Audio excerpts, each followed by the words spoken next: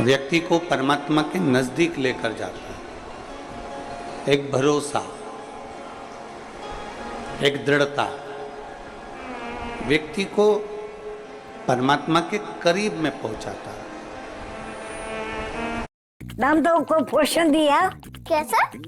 Colgate. Shiv Mahapuran की कथा में तब जाओ जब आपका विश्वास बहुत प्रबल हो जाए, जब आपका भरोसा बड़ा प्रबल हो। अगर आपका विश्वास प्रबल नहीं है, आपका भरोसा प्रबल नहीं है, तो शिव महापुराण की कथा में जाने से कोई लाभ नहीं। धान बोने से पहले किसान जब धान बोता है तो धान बोने से पहले जमीन को नरम कर लेता है, उसमें पानी भर देता है। धान बोने से पहले जमीन में क्यारी बनाकर खेत को तैयार कर कर उसमें पानी भर देता है। क्यों? क्योंकि वो जमीन नरम हो जाए।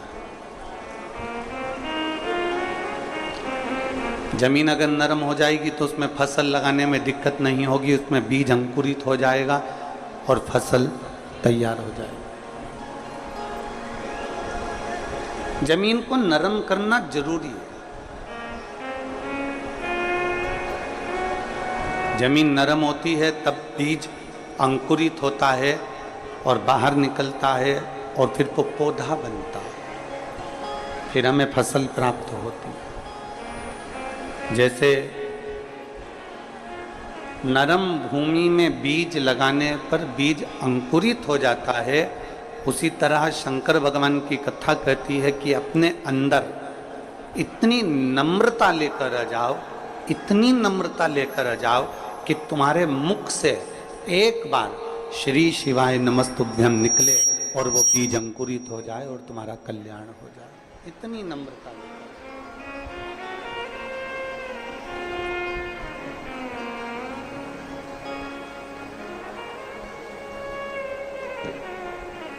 सभी गुणों में सर्वश्रेष्ठ गुण होता है नम्रता का गुण। आपके अंदर की नम्रता कितनी है, आपके अंदर की विनम्रता कितनी है, यह आपको मालूम होना चाहिए। एक नम्रता का गुण ऐसा होता है जिससे हम परमात्मा को अपने करीब में ला सकते हैं। एक नम्रता का गुण ऐसा होता है जिससे हम अपने रूठे हुए को भी अपने पास बुला सकते हैं।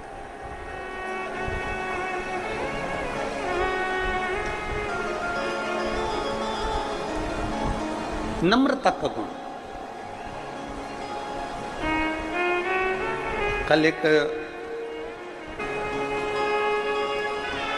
उस बच्चे ने कहा था कि गुरुजी पत्र में उसने लिखा था, अब वो पत्र हमको ढूंढना पड़ेगा कल वाला।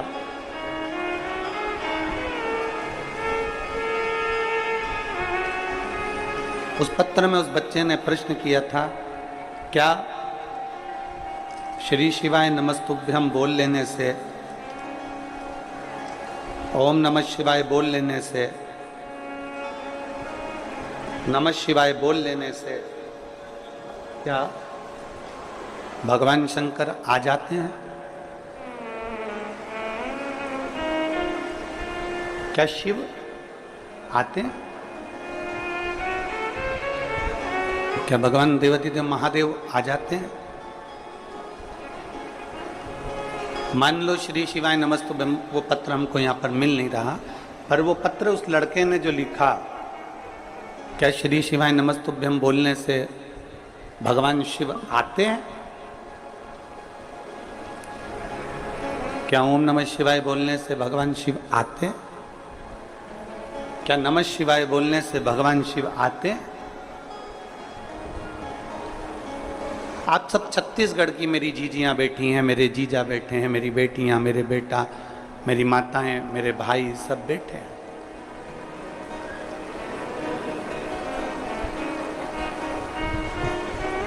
अगर ये प्रश्न आपके सामने आ जाता, आप भी शायद यही उत्तर देते जो हम दे रहे हैं। बच्चे ने लिखा, वो पत्र तो हमको भी नहीं मिल रहा है, पर उस बेटे ने कल लिख के भेजा, क्या श्री शिवाय नमस्तुभ्यम बोलने से शिव आ जाते हैं? अगर वो बेटा यहाँ पर बैठा हो तो हम उस बेटे से कहेंगे कि तुम्हारे पास में जो बैठा हो, तुम्हारे पास में जो बैठी हो, उसको अपशब्द कहना चालू करो। तुम्हारे पास में जो बैठा बैठी हो, जो भी बैठा हो, अगर वो बच्चा यहाँ बैठा हो तो अपने पास में जो बैठा हो ना उसको गाली देना चालू करो। तुम्हारे पास में जो खड़ा हो, तुम्हारे पास में जो बैठा हो, उसको अपशब्द कहना चालू करो। जब आप अपशब्द कहोगे, गाली दोगे, जिसको तुम गाली दे रहे हो, जिसको तुम अपशब्द कह रहे हो, उसको क्रोध आएगा कि नहीं आएगा? बोलो तो नहीं, छत्तीसगढ़ की जीजिए, जम के तो बोलो, आएगा ना? बच्चे ने प्रश्न किया कि श्री शिवाय नमस्तुभ्यम बोलने से क्या शिव आते हैं? मैं उस बच्चे से कहना चाहता हूं, अगर वो बच्चा यहां बैठा हो तो तुम अपने पड़ोस में जो बैठा है उसको गाली दे, उसको अपशब्द बोल, उसको आड़ा टेढ़ा बोल, फिर देख उसको क्रोध आता है कि नहीं आता, आएगा कि नहीं आएगा? जब तुम्हारे बोलने से पड़ोसी को क्रोध आ जाता है तो श्री शिवाय नमस्तुभ्यम बोल लेने से मेरा महादेव भी आ ही जाता। क्यों नहीं आएगा? केवल आप दिल से पुकारोगे, दिल से भजोगे, दिल से स्मरण करोगे। तुम्हारे कहने से पड़ोसी को क्रोध आ रहा है, तुम्हारे कहने से पड़ोसी को अपशब्द बोलने से क्रोध आ रहा है, तो परमात्मा क्यों नहीं आ सकता? आप दिल से तो पुकारो। चलो वो भी जाने दो, और सरल भाषा में समझ लो।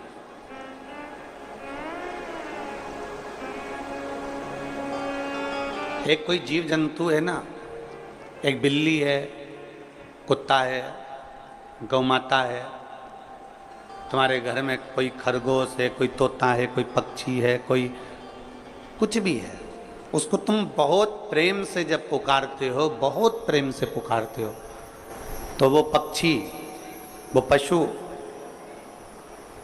वो गौ माता, वो श्वान, वो बिल्ली तुम्हारे पास में आती कि नहीं आती? अरे बोलो तो जम के, आती है ना? आपने केवल उसको प्रेम से पुकारा, आपने केवल उसको प्रेम से बुलाया, तो वो तुम्हारे करीब में आ गए। जब एक जीव तुम्हारे प्रेम से बुलाने से तुम्हारे करीब में आ सकता है, तो तुम्हारे प्रेम से, करुणा से, वात्सल्यता से परमात्मा को पुकारने पर मेरा देव अधिदेव महादेव भी तुम्हारे पास में आ सकता है। बोल बम का नारा है, सारी समस्या का हल। भगवान शंकर की भक्ति को धारण करते करते करते करते करते करते चले गए, पर शिव को नहीं जाना।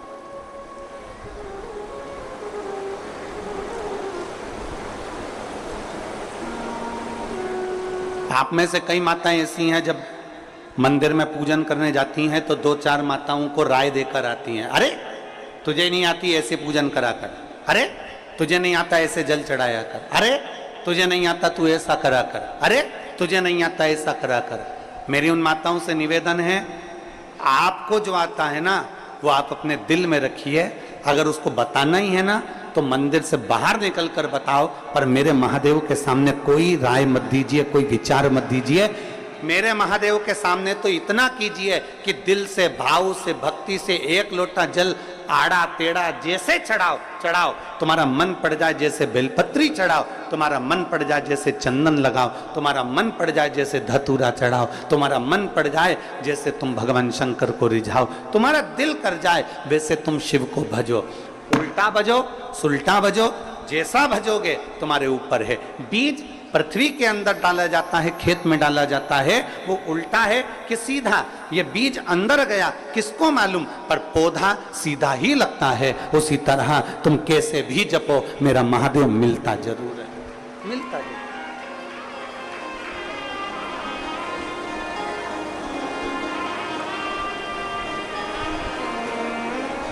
हमारी आदत होती है, हम 4 लोगों को जाकर बताते हैं तूने ऐसा गलत कर दिया, तूने ये गलत कर दिया। नहीं, शिव के सामने नहीं।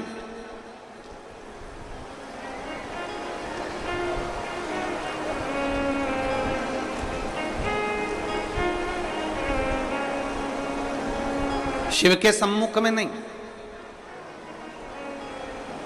हम अगर देवादिदेव महादेव को रिझा रहे हैं तो उसमें हमारे भाव यह होना चाहिए कि जैसे भी भजो शिव मिलेगा जरूर, भगवान शंकर जरूर प्राप्त हो। और तेरी कृपा बिना न हिले एक भी अणु, लेते हैं श्वास तेरी कृपा से तनु तनु। बखान क्या करूं मैं राखों के ढेर का, चपटी भगोत में खजाना कुबेर का। हे गंगाधार मुक्ति द्वार ओमकार तू, भोले ओमकार तू। आयो शरण तिहार शंभु तार तार। जिस भाव से भजो, जिस मन से भजो। अरे मरा मरा मरा मरा मरा मरा मरा मरा मरा मरा मरा मरा मरा मरा मरा मरा मरा मरा मरा कहकर भी पार उतर गए।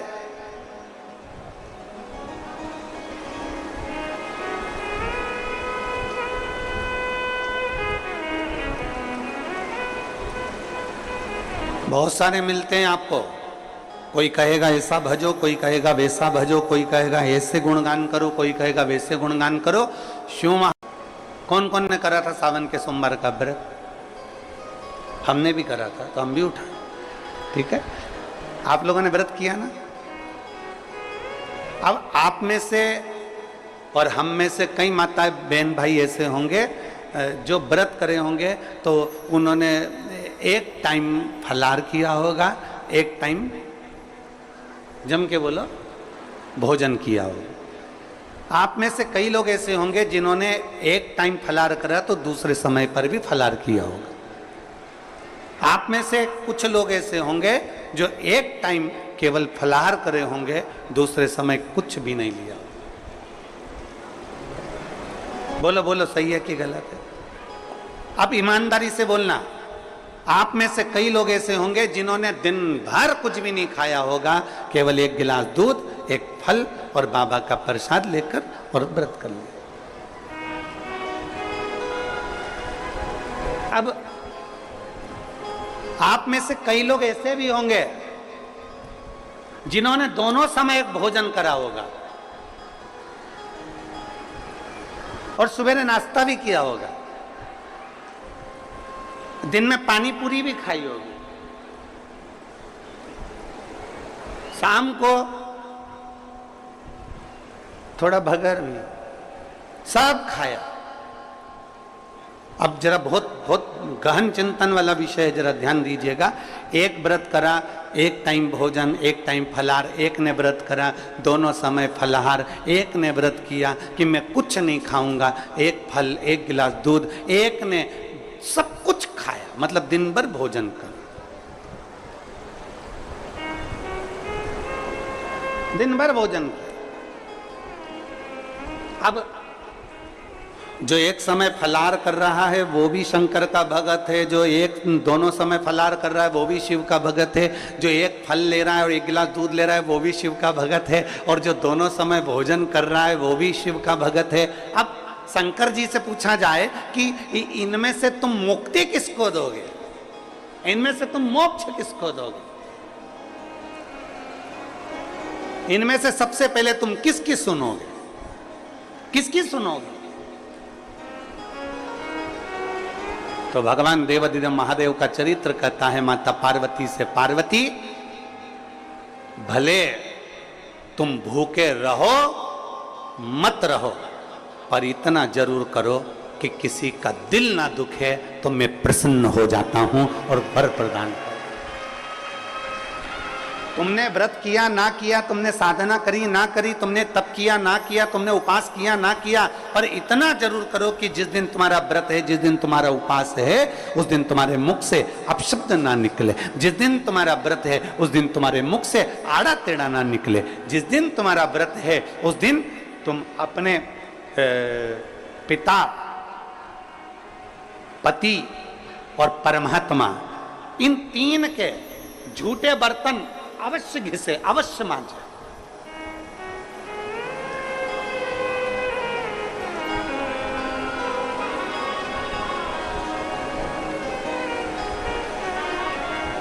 घर के सारे बर्तन मांजने वाली कोई आए वो मांजे, मना नहीं है, पर 3 बर्तन अपने को खुद मांजना चाहिए।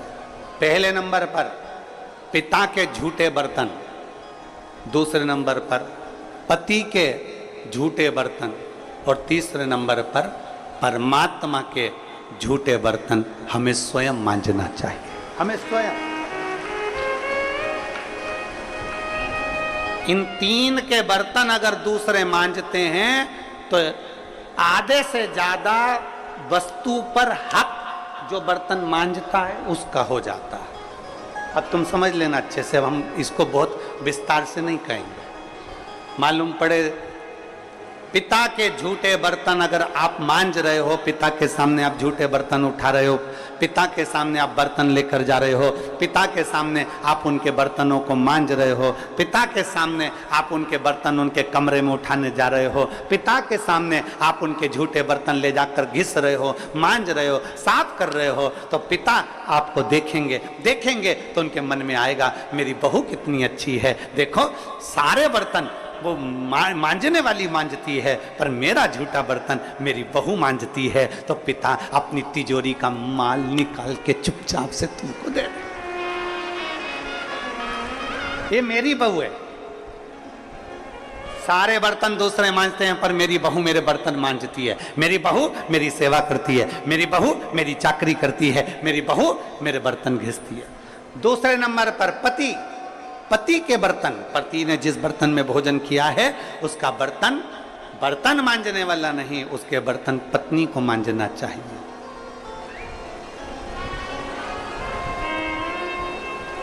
और अगर पति के झूठे बर्तन कोई दूसरा मांजने लगता है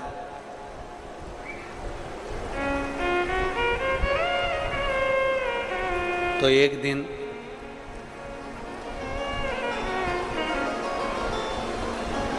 सेठानी नौकरानी और नौकरानी सेठानी हो जाती है। कोई भरोसा नहीं, बहुत सावधानी, बहुत सावधानी। पिता, पति के झूठे बर्तन भी पत्नी को मांजना चाहिए।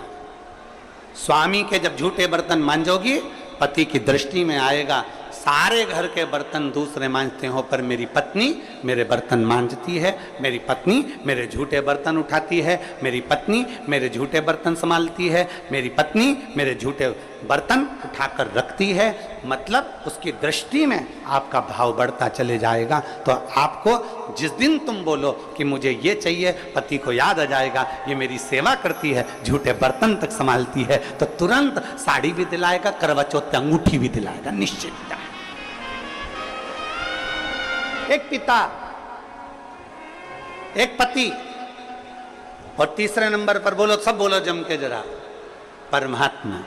तुम्हारे घर में भगवान का मंदिर है, तुम्हारे घर में छोटा सा शिवालय है, तुम्हारे घर में छोटा सा देवालय है, तुम्हारे घर में छोटा सा मंदिर बना हुआ है, उस मंदिर में तुम भगवान की पूजन करती हो, पूजन करने के बाद भगवान को स्नान कराती हो, स्नान करा हुआ बर्तन रखा रहता है, लोटा रखा रहता है जल चढ़ाने वाला, भगवान के भोग लगाने की छोटी सी कटोरी होती है, भगवान को पानी पिलाने का छोटा सा लोटा होता है, कलश होता है, झारी जी होती है या कोई गिलास होता है। भगवान का बर्तन, परमात्मा का बर्तन घर की स्त्री को, घर की नारी को स्वयं मांजना चाहिए, वो बर्तन मांजने वाले को नहीं देना चाहिए, क्योंकि परमात्मा ये देखता है कि ये मेरे बर्तन मांज रही है, मैं इसको भंडार भर देता हूं।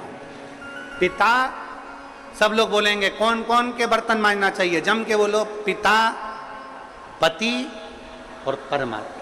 इन तीन के बर्तन, इन तीन के झूठे बर्तन, इन तीन के झूठे पात्र का घिसना, झूठे बर्तन को मांजना श्रेष्ठ।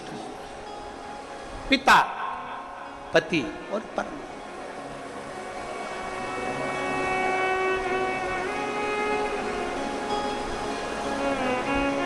श्रेष्ठ। एक विश्वास अपने भीतर जागृत करें, और जिस दिन शंभु शरणे